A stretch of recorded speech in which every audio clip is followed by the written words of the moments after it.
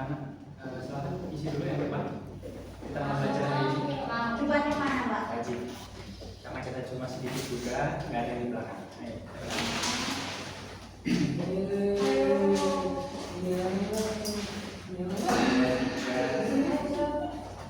Mbak Sofi sekalian masih cukup?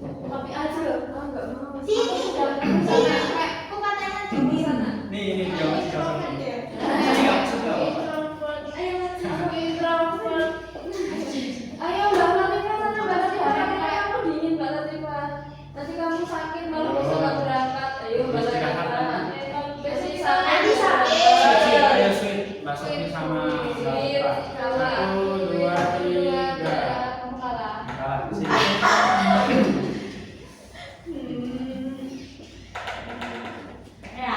Banyak bawa kertas apa ini? OPR ya, PR-nya nanti lagi ya. Simpan dulu. HP-nya juga. Nanti akan ada waktu kita pakai HP. Siapin catatan karena materi kita sangat menarik hari ini. Sudah siap ya? Kita mulai pelajaran kita hari ini. Bismillahirrahmanirrahim. Assalamualaikum warahmatullahi wabarakatuh. Waalaikumsalam warahmatullahi wabarakatuh. Alhamdulillahirrahmanirrahim. Kita dipertemukan kembali dalam kesempatan luar biasa. Selalu belajar dan terus belajar ya. Untuk itu mari kita awali pembelajaran kita pada siang hari ini dengan membaca doa bersama. Berdoa dimulai.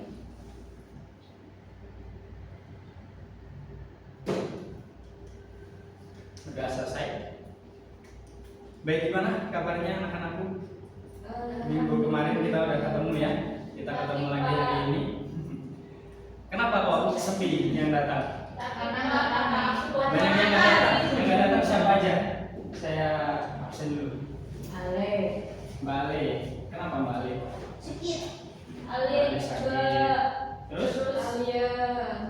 Terus Iva. Sakit juga. Iya, tiga-tiganya sakit sama Hasan. Aku juga tadinya mau nggak berangkat Pak, kata aku sakit. Kamu juga sakit. Kata aku bongkar Pak. Mau ke UKS kok. Kok mau sendirian nanti? Ya. Kayaknya mana Pak? Jadi tetap semangat ya. Memang mungkin akhir-akhir ini cuaca lagi kurang mendukung, jadi banyak yang sakit. Semoga mereka cepat sembuh, kita doakan selalu ya. Baik, untuk hari ini kita akan belajar mengenai difusi dan osmosis. Tadi sudah belajar ya, di pertemuan sebelumnya juga sudah belajar tentang struktur sel, organel sel, dan juga jenis-jenis sel. Ada sel apa saja? Eukariotik, prokariotik, dan lain sebagainya. Nah, sekarang kita akan mencoba untuk memulai mempelajari salah satu sifat dari sel, yang mana adanya proses difusi dan osmosis dalam sel. Pernahkah kalian membayangkan bagaimana pembuatan bubur kacang hijau? Atau jangan-jangan kalian salah satu orang yang suka dengan bubur kacang hijau? Ada yang sarapan tadi dengan bubur kacang hijau? Bubur kacang hijau ketika awal diolah, dia berbentuk biji-biji yang sangat keras. Maka para penjual akan merendam biji-biji itu hingga biji-bijinya mengembang ya, badannya mengembang. Kira-kira gimana kok itu bisa terjadi? Ada air masuk ke dalam biji. Ya, itu merupakan salah satu contoh dari proses osmosis, atau beralihnya suatu zat melewati salah satu membran yang semipermeabel. Maka dari itu kita akan mulai mempelajari lebih dalam tentang apa itu difusi dan apa itu osmosis. Baik, yang pertama tentang apa itu difusi. Difusi ini lebih sederhana daripada osmosis. Ketika ada zat terlarut dari larutan hipertonis atau larutan yang pekat ke larutan yang hipotonis atau larutan yang lebih encer, maka ini disebut sebagai difusi. Sederhananya apa? Kalian kalau lebaran suka minum sirup? Iya. Sirup itu bentuknya sangat pekat, kental ya kan? Kemudian air akan menjadi penyampurnya yang mana air ini bersifat lebih encer. Ketika dicampurkan kemudian diaduk, apa yang terjadi antara sirup dengan air itu? Ya, mereka akan melebur menjadi satu ya, melebur menjadi satu bentuk atau homogen. Nah, itulah yang disebut sebagai difusi. Ketika zat yang pekat atau sirup tersebut pada akhirnya mengalir mengikuti zat-zat yang lebih encer dan menjadi homogen. Teh juga salah satunya. Tadi pagi minum teh? Tidak? Atau minum kopi kalian suka? Kopi. Nah, salah satu contohnya juga kopi. Ketika kopi dilarutkan, maka kopi yang merupakan salah satu zat dengan kandungan lebih pekat akan mengalir menuju air panas yang mana kandungannya lebih encer. Itu difusi. Nah, ini dia mekanisme difusi ya. Ketika molekul-molekulnya lebih padat. Kalau di kasus sirup tadi, kira-kira bagian yang ini itu merupakan apanya? Sirupnya, benar sekali. Kemudian ini Air. ini air. Sirup ini bersifat hipertonis atau pekat, dan air bersifat hipotonis atau encer. Dan difusi adalah Percampuran. ya percampuran apa? Aliran dari hipertonis ke Aliran dari hipertonis ke hipotonis. ke hipotonis. Nah, maka tanda panahnya di sini ya. Paham dengan mekanisme difusi? Oke, kita lanjut ke berikutnya. Yang selanjutnya ada osmosis. Apa itu osmosis? Osmosis adalah, tunggu sebentar, saya hapus dulu.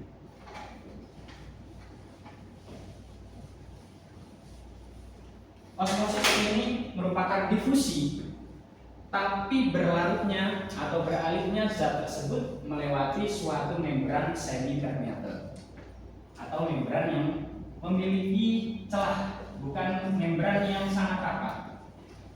Contohnya itu ada pada kacang hijau tadi. Kira-kira jika kita anggap ini adalah kacang hijau ya. Kemudian yang warna merah ini adalah air. Ini merupakan membrannya. Kira-kira bagaimana mekanisme osmosis ini terjadi? Air Merasa melalui membran masuk melalui membran menuju ke sel ke dalam dari kacang. kacang hijau. Kenapa itu terjadi? Karena ada pori-pori. Karena ada pori-pori. Karena Kalau ada pori-pori, kenapa tidak zat yang di dalam kacangnya yang keluar ke air? ada busa. Kenapa? Karena kacang yang kering itu memiliki tekanan yang lebih rendah dibanding air yang ada di bagian luarnya. Maka mekanisme difusi adalah dari sesuatu yang lebih pekat ke yang lebih encer. Begitupun dari tekanan yang lebih tinggi, ya kan, atau air yang ada di sekitarnya dengan tekanan lebih tinggi masuk ke tekanan yang rendah, yaitu kacang yang di dalamnya kosong karena air. Paham osmosis? Contoh-contohnya. Nah, yang pertama pada sel tumbuhan. Ada beberapa jenis osmosis pada sel tumbuhan. Yang pertama yaitu plasmolisis. Plasmolisis ini terjadi ketika sel tumbuhan di sekitarnya terdapat suatu zat yang lebih pekat. Contohnya adalah pupuk. Ketika seorang petani memberikan pupuk terhadap tanamannya, namun jumlah pupuknya ini terlalu banyak, apa yang terjadi pada tanaman tersebut? Mati ya. Berarti ini adalah sel dari tumbuhan tersebut diberi pupuk di sekitarnya. Ternyata pupuk ini sangat pekat karena overdosis misalnya. Maka akan terseraplah cairan-cairan yang ada dari dalam sel tumbuhan keluar. Hingga akhirnya sel tumbuhan ini menjadi kering dan dia mati. Itu adalah plasmolisis. Ketika zat yang ada di luar dari sel tumbuhan lebih pekat daripada zat yang ada di dalam sel tumbuhan. Kemudian ada tekanan turgor. Tekanan turgor ini adalah contohnya ketika kalian menyirami tanaman di sore hari. Tanaman yang sudah kepanasan dari pagi sampai sore, kemudian di sore hari kalian sirami, apa yang terjadi pada bunga-bunga itu? Tanaman layu ini disiram.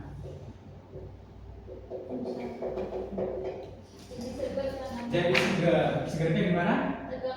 Tegak lagi ya. Kira-kira kenapa kok bisa segar dan tegak lagi? Karena apa ini? Karena tadi kan udah kering jadi tekanan gitu ada air. Ya, benar sekali. Karena ada air yang disemprotkan kepada tanaman tersebut dan tekanan air lebih tinggi dibanding tekanan dari dalam sel yang mana kosong kering tadi, maka akhirnya mengalirlah air dari luar ke dalam sel dan menyebabkan sel bisa menjadi segar kembali. Paham tentang itu plasmolisis pada tumbuhan? Ada plasmolisis dan ada tekanan turgor. Lalu bagaimana dengan tumbuhan yang normal-normal saja? Dari pagi sampai sore, nggak kena air, nggak kena panas. Apa yang terjadi pada sel-sel tersebut? Apa yang terjadi kira-kira? Nah, mereka bersifat isotonik. Karena tidak ada yang kering dan tidak ada tekanan yang lebih tinggi dari luar, maka pada akhirnya sel tersebut tetap normal, tidak ada perubahan. Paham dengan osmosis pada sel tumbuhan? Plasmolisis. Contohnya adalah ketika kalian memberikan pupuk pada tanaman kalian. Pupuk ya. Ada tanaman nih, seger. Tanaman seger tidak bermasalah. Kemudian dikasih pupuk di sampingnya. Pupuknya sangat banyak, sangat pekat. Kira-kira apa yang terjadi pada tanamannya? Justru mati. Kenapa kok bisa mati? Kebanyakan pupuk. Kira-kira ketika kebanyakan pupuk apa yang terjadi pada tanamannya? Mati.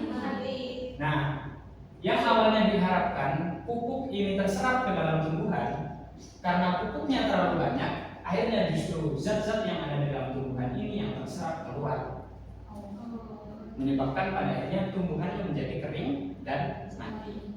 Itulah plasmolisis. Paham ya? Baik. Itu pada sel tumbuhan. Kita lanjut ke pada sel hewan. Ada apa saja di sini? Ada apa aja? Krenasi, normal, dan hemolisis. Kira-kira apa yang terjadi pada sel darah yang mengalami krenasi? Ada kata kuncinya di sini. Nggak kelihatan? Saya sebutkan ini adalah hipertoni. Ketika sel darah merah di sekitarnya adalah zat yang hipertoni atau sifatnya lebih pekat. Anggap saja ini plasma darah ya. Yang mana plasma darah ini bersifat hipertonik. Apa yang terjadi pada sel darah merahnya? Sel darah merahnya pada akhirnya akan mengkerut. Kenapa kok bisa mengkerut? Karena zat-zat yang ada di dalam sel darahnya ini pada akhirnya keluar. Disebabkan karena zat-zat yang ada di luar dari sel tersebut lebih pekat. Ini disebut sebagai krenasi. Dampaknya apa? Dampak krenasi? Sel darahnya rusak. Salah satu contoh kejadian yang menyebabkan manusia mengalami krenasi apa? Ada yang tahu? Konsumsi obat-obat terlarang, overdosis obat dan sebagainya menyebabkan plasma darah kita menjadi memiliki zat yang lebih pekat. Hingga akhirnya sel darah kita bisa mengkerut dan rusak. Kemudian ada hemolisis. Kata kuncinya di sini adalah hipotoni. Apa yang terjadi pada hemolisis? Itu apa cairannya yang dari luar masuk ke dalam. Apa yang terjadi pada sel darah merah yang justru kemasukan terlalu banyak plasma, mengembang. Selain mengembang, membesar dan bahkan bisa meletus. Sangat mengerikan. Nah, itulah karena sel darah merah ini memiliki membran yang sangat tipis, sehingga ketika dia mendapati zat yang lebih encer di bagian luarnya, badannya dia akan terlalu banyak menyerap. Contohnya di sini ada H2O ya, atau air yang menyebabkan sel-sel tersebut pada akhirnya bisa sampai ke titik meledak dan juga rusak. Ini juga ketika kalian terlalu banyak mengkonsumsi cairan misalnya. Lalu bagaimana kabarnya dengan sel darah yang normal-normal saja? Bagaimana kabarnya dengan sel darah yang normal-normal saja?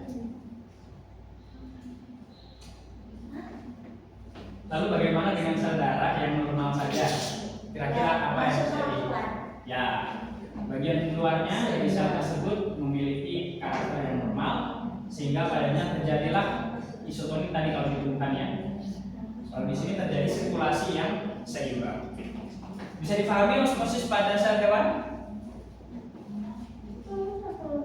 Baik, ternyata hanya itu materinya, sangat singkat ya. Lalu apa yang akan kita lakukan? Kita akan mencoba untuk mempraktikkan langsung bagaimana proses osmosis ini terjadi. Di sini saya sudah menyiapkan ada beberapa kentang yang nantinya akan menjadi media. Silakan perwakilan dari blok kanan dan blok kiri untuk maju ke depan. Perwakilan satu saja. Ini. Ya. Kalau mau pakai hand glove nih ada. Dan juga ini lembar kerjanya. Nanti saya jelaskan.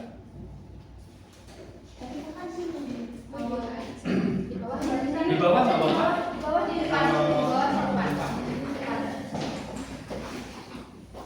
Baik, sebelum dimulai silakan buka lembar kerjanya. Di situ ada instruksi. Nanti akan saya jelaskan terlebih dahulu. Petunjuk penggunaan silakan gunakan dengan baik, patuhi ya.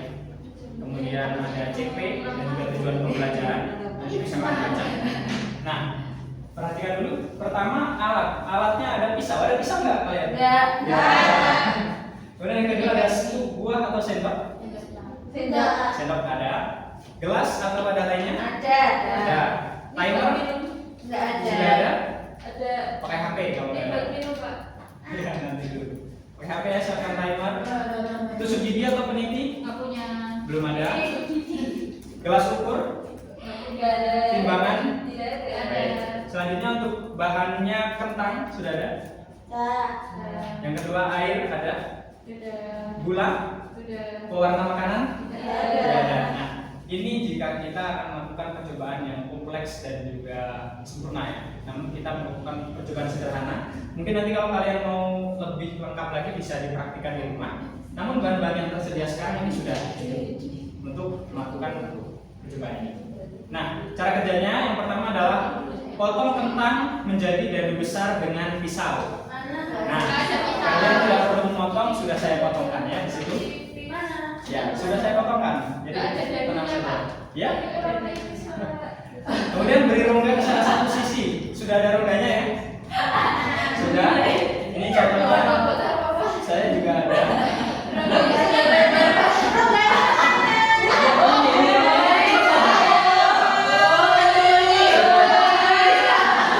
Jangan main lah. Ini makanannya.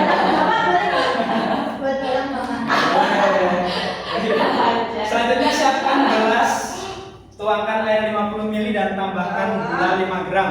Tandai sebagai cairan air. Nah, yang ada di plastik kalian itu totalnya ada 25 gram. Ya, yang ada di plastik kalian totalnya ada 25 gram. Silakan 1/5. Nah, itu satu gelas ada berapa mili? Silakan dibaca. Ada yang 100 mili. Ya kan? Maka pakai 1/4. Pakai 1/4 saja. Atau setengah juga nggak apa-apa. Ya, ini untuk kelompok yang blok sini dulu ya. Blok yang sini dulu. Ini dari seperti Kalau sudah kasih gula 5 gram. Ya, 1/5 dari itu. Ya. Yang blok itu jangan dulu ya. Ya, segitu. Silakan masukkan.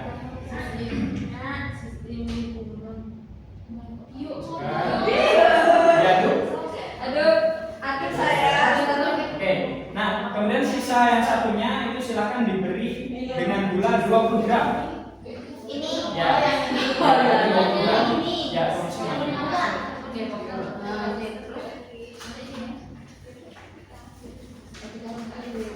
Supaya ini tebal banget. Ya, karena ini kentang yang super ya, premium. Dimasukkan semuanya 20 gram. Baik, silakan diaduk. Nanti kalau sudah diaduk, kentangnya ditaruh di air. Kentangnya ditaruh di air. Di sini. Ya, jangan sampai rongganya kena air dari yang keluar ya. Iya. Ya, taruh aja, taruh aja. Sini. Ya. Kemudian bagian rongga tersebut silakan diisi dengan cairan yang pekat, ya, setengah saja.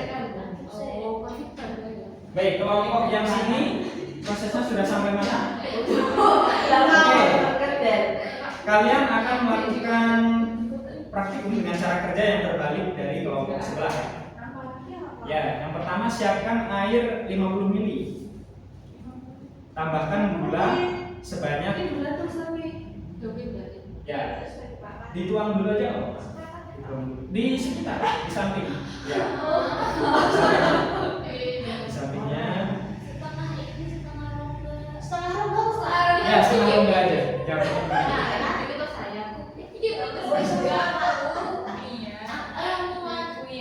Nah, kalau sudah silakan ditunggu ya. Ditunggu prosesnya, kalian bisa sambil baca-baca. Ya tambahin lagi nggak apa-apa, udah. Tambahin lagi nggak apa-apa. Oh, setelah itu silakan beri cairan yang ada di dalam mangkuk tersebut sebanyak 20 gram. Satu plastik itu ada 25, jadi sisakan 5 gram. 20 gram ya. Masuk ke mangkuk 20 gram. Ya, karena kelompok sini prosesnya terbalik. Sisakan 1 sendok.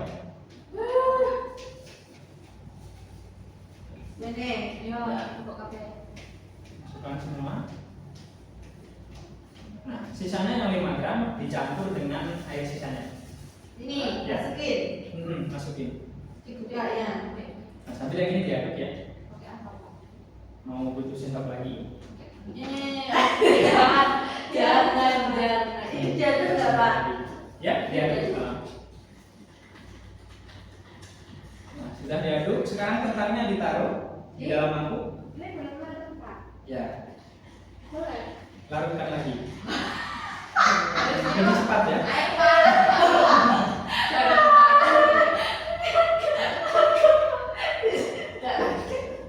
Sudah ya? Ya, sudah larut. Silakan taruh kentangnya di situ, di atasnya.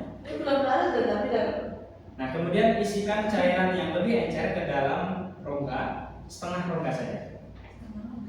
Ya. Baik. Setelah proses selesai, apa lanjut selanjutnya? Halo guys.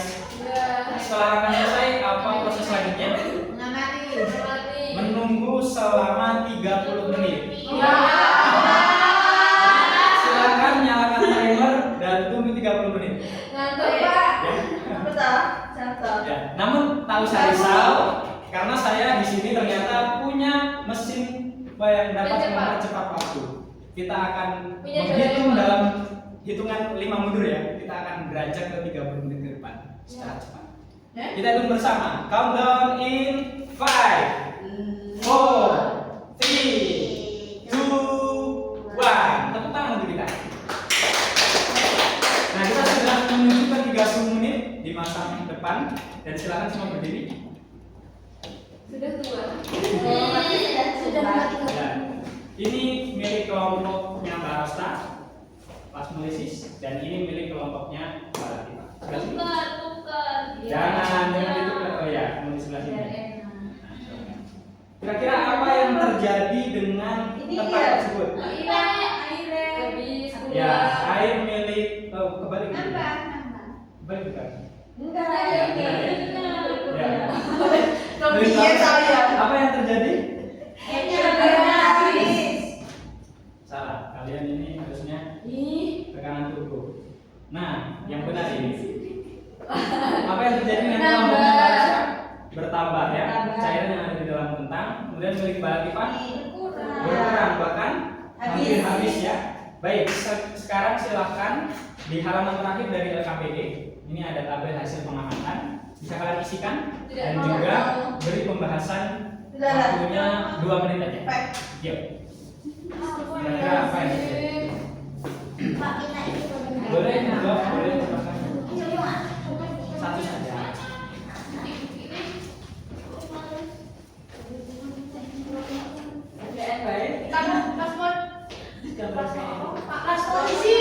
Plasmolisis. Nih. Kelompoknya Balatipan plasmolisis.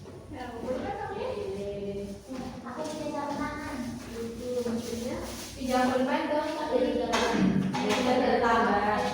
Saya 2 menit ya. Waktunya 1 menit lagi.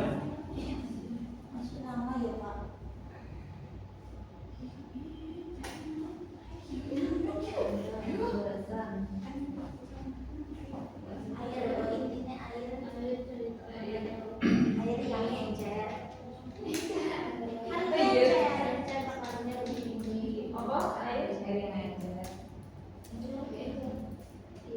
Yang bersifat mengalir menuju cairan air yang menuju ke yang lebih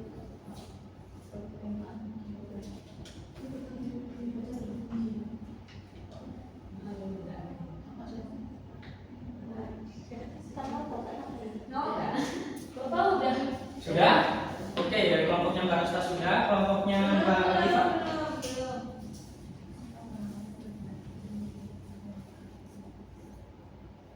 Ada kesulitan? Ada ya? Jangan lupa tabelnya juga diisi ya. sudah Pak.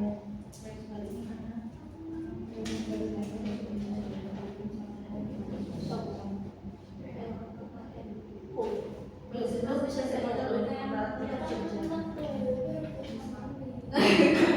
dokter. Ya, waktunya habis. Sudah. Baik, silakan dari perwakilan kelompok memberikan penyampaian dari pembahasannya. Sampaikan aja. Masih di sini apa?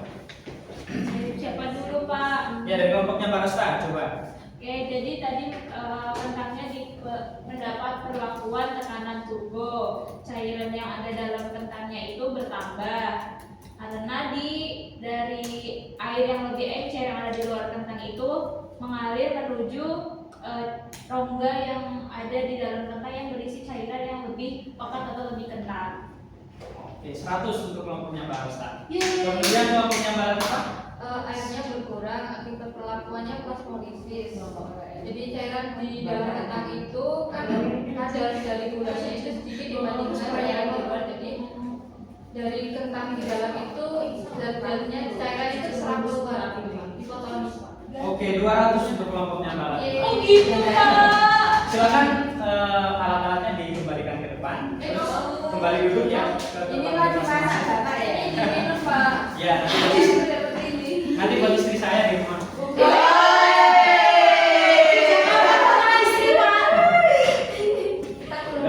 Nah, silakan duduk. Sekarang kita akan tes formatif ya. Dengan menguji seberapa kepemahaman kalian. Istrinya lagi KKN ya Pak. Kalau tadi memperhatikan pasti nilainya 100. Yang 100 dapat piring cantik nanti. Mau piring cantik? Kerjakan 2 menit mulai dari Aduh, ini nih ada pulpen nih. Satu lagi. 2 menit dari sekarang.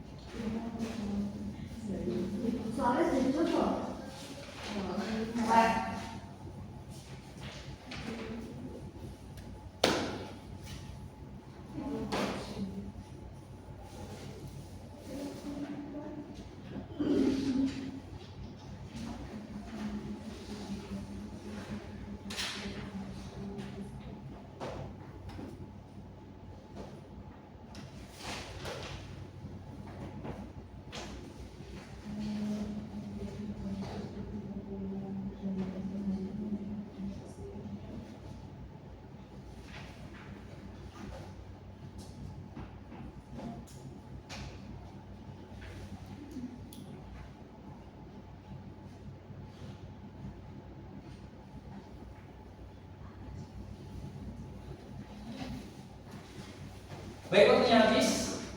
Silakan digeser satu ke kanan. Ya, kita bahas sekalian sebentar. Iya. Geser satu ke kanan. Sini, yang Malina. Geser satu ke kanan ya. Sudah.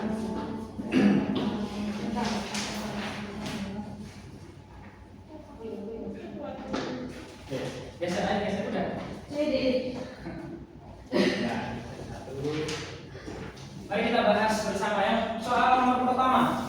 Perhatikan percobaan berikut. Rangkaian percobaan dibiarkan 2 hari. Terjadi perubahan volume larutan dalam wortel. Apa ini? A. Osmosis yang menyebabkan volume larutan gula 1% berkurang.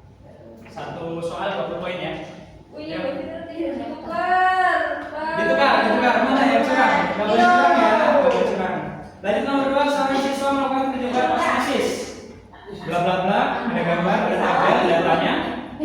Berdasarkan data disimpulkan bahwa yang benar C. Osmosis dipengaruhi oleh kadar. Oke, lanjut nomor 3. Udah. Oh, contek-contekan kalian. Lanjut nomor 3. Ya, yang senang ya. Berikut ini ilustrasi percobaan 2 larutan. Proses perubahan yang terjadi pada X menjadi gambar Y disebabkan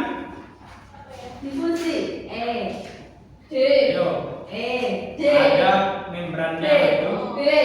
Ada membrannya. Mana yang hipertonik? Yang hipertonik yang mana, kanan apa kiri? Yang hipertonik ya kanan. Maka jawabannya adalah osmosis karena air berpindah dari larutan A ke B yang bersifat hipertonik. Jawabannya A. Nomor 4. Proses perubahan terjadi pada gambar X menjadi Y disebabkan mana yang hipertonik, mana yang hipotonik? Yang hiper adalah Yang A. yang mana? Yang hipertonik itu yang B, yang hipotonik yang A. Maka jawaban yang benar adalah jawabannya adalah E. Osmosis karena air larutan A masuk ke dalam B. Nomor 5. Lepasnya membran sel dari dinding sel karena tumbuhan berada di larutan hipertonis. Plasmolisis. Silakan kasih nilainya. Ada yang nilainya 100? Siapa angkat tangan? Mbak Sofi, kemudian siapa lagi? Yang 100? Yang benar. Mbak Sofi jawab. Ini kenapa ditaruh sini? Dikembalikan ya. Punya siapa? Geser ke kiri 1.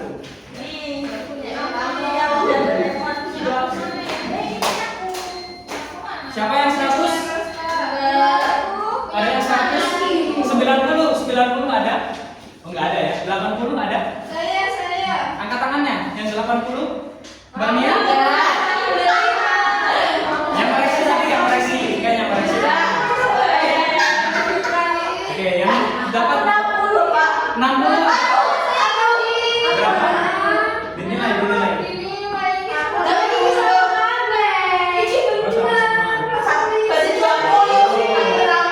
Mbak Nia 60?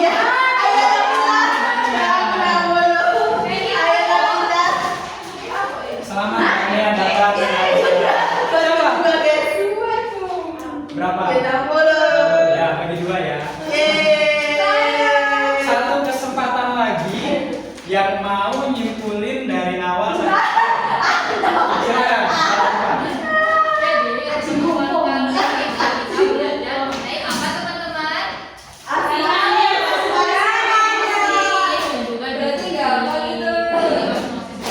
di buku itu perbedaannya tuh adanya dinding semi permeable gitu ya Pak ya. Jadi ya enggak katanya Pak ya. Itu perbedaan larutan dari tekanan yang dari tekanan yang tinggi ke rendah. Ya, Tekanan terus osmosis dari